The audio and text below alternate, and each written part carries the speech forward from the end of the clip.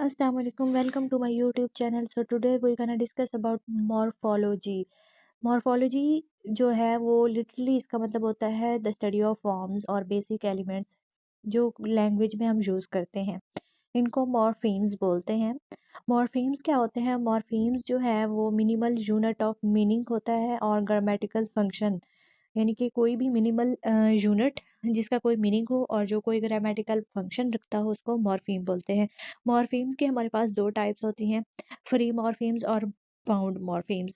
Free morphemes वो होते हैं जो कि एग्जिस्ट कर सकते हैं अलोन, जैसे कि dress, care and relax. All these words are free morphemes because they can exist alone. So the next one is bound morphemes. So free morphemes क्या होते हैं? जो कि lonely exist कर सकते हैं, जैसे मैंने आपको एग्जांपल दी है ड्रेस की, या फिर केयर की, या फिर रिलैक्स लफ्ज होता है। तो ये सारे क्या होते हैं? फ्री मॉर्फीम्स होते हैं। नेक्स्ट हमारे पास बाउंड मॉर्फीम्स हैं, लेकिन उससे पहले मैं ये बात बता दूं कि फ्री मॉर्फीम्स की दो टाइप्स होती हैं, एक होती है लेक्सिकल मॉर्फीम और दूसरी होती है जी फंक्शनल मॉर्फीम। तो लेक्सिकल मॉर्फीम और फंक्शनल मॉर्फीम क्या होता है? लेक्सिकल मॉर्फीम्स ऐसे मॉर्फीम्स होते हैं जो कि सिंगल वर्ड पर मुश्तमिल होते हैं, जो कि एग्जिस्ट कर सकते हैं लोनली, जैसे कि फ्री मॉर्फीम के बारे में मैंने कहा। तो इसमें कौन कौन से आ जाते हैं जी? इसमें वर्ब आ जाता है, एडवर्ब आ जाता है, एडजेक्टिव आ जाता है और नाउन आ जाता है। ये सारे क्या होते हैं? लेक्सिकल मॉर्फीम्स होते हैं। So the next one is functional morpheme. और फंक्शनल मॉर्फीम क्या होता है? उसमें आपके पास कंजंक्शंस आ जाती हैं, ऑक्सिलरी वर्ब्स आ जाते हैं, और वो जो दो सेंटेंसेस को जोड़ने के लिए इस्तेमाल किए जाते हैं, या फिर जो कंजंक्शंस होती हैं, ऑक्सिलरी वर्ब्स वगैरह होते हैं, ये सारे क्या है? फंक्शनल मॉर्फीम्स हैं। तो नेक्स्ट जो है हमारे पास है वो है बाउंड मॉर्फीम्स। और बाउंड मॉर्फीम्स का क्या होता है कि ये लोनली एग्जिस्ट नहीं कर सकते हैं, और ये जो है सेंटेंस वर्ड्स के साथ जुड़े होते हैं। जैसे कि हमारे पास एग्जांपल है अनड्रेस। तो अनड्रेस में जो अन है ये क्या है? बाउंड मॉर्फीम है, और ड्रेस क्या है? हमारे पास फ्री मॉर्फीम है। तो बाउंड मॉर्फीम्स की फर्दर टू टाइप्स होती हैं। First one is the derivational morphemes and next one is inflectional morphemes. Derivational morphemes क्या होते हैं? Derivational morphemes class changing morpheme होते हैं।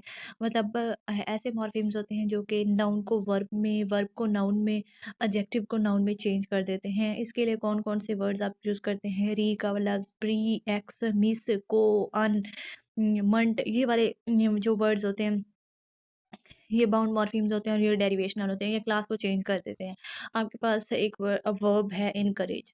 अब इनकरेज के साथ आप अगर मंट लगा देते हैं तो वो इनकरेज मंट बन जाता है, और ये क्या है? ये नाउन है, यानी वर्ब से नाउन बन गया है। इस तरह से जो मॉर्फीम्स होते हैं वो डेरिवेशनल मॉर्फीम्स कहलाते हैं। नेक्स्ट जो है वो है इनफ्लेक्शनल मॉर्फीम्स। इनफ्लेक्शनल मॉर्फीम्स क्या होते हैं? इनफ्लेक्शनल मॉर्फीम्स जो होते हैं वो क्लास को चेंज नहीं करते हैं, बल्कि वो क्लास मेंटेनिंग होते हैं। मिसाल के तौर पर आपके पास है जो इनफ्लेक्शनल मॉर्फीम्स होते हैं वो टोटल 8 होते हैं। कौन कौन से होते हैं ये मैं आपको बताने लगी हूँ, नोट डाउन कर लें। एस, ई एस, एक एस जिसके ऊपर कॉमा लगा होता है, जिसे हम पोजेशन शो करवाने के लिए यूज करते हैं। इसके अलावा आई एन जी है, बीन है, ईडी फॉर्म है, और ये टोटल क्या हो गए? कितने हो गए? 8 हो गए। हाँ, और ई आर और ई एस टी जो है ये भी इन्फ्लेक्शनल मॉर्फीम्स हैं। तो अब आपको इसकी एग्जांपल देने लगी हूँ। मिसाल के तौर पर आपके पास एक लफ्ज़ है क्वाइट, आप उसके साथ ई आर लगाते हैं तो वो बन जाता है क्वाइटर। तो ये क्या है? ई आर क्या हो गया? इन्फ्लेक्शनल मॉर्फीम्स हो गया। वर्ड आपके पास है टॉक, आप उसके साथ ई आर लगा देते हो, टॉकर बन जाता है। तो इस तरह से जो आप मॉर्फीम्स यूज़ करते हैं वो इन्फ्लेक्शनल मॉर्फीम्स कहलाते हैं। नेक्स्ट है हमारे पास मॉर्फोलॉजिकल डिस्क्रिप्शन। मॉर्फोलॉजिकल डिस्क्रिप्शन में आपने क्या करना है? आपने आपके पास जो मॉर्फीम्स की दो टाइप्स हैं, फ्री और बाउंड मॉर्फीम्स, उसमें आपके पास लेक्सिकल और फंक्शनल आ जाता है, बाउंड में डेरिवेशनल और इन्फ्लेक्शनल आ जाता है। आपने जो है उनकी वो करनी है, उनके एनालिसिस करने हैं। मिसाल के तौर पर आपके पास एक सेंटेंस है द टीचर्स वाइल्डनेस।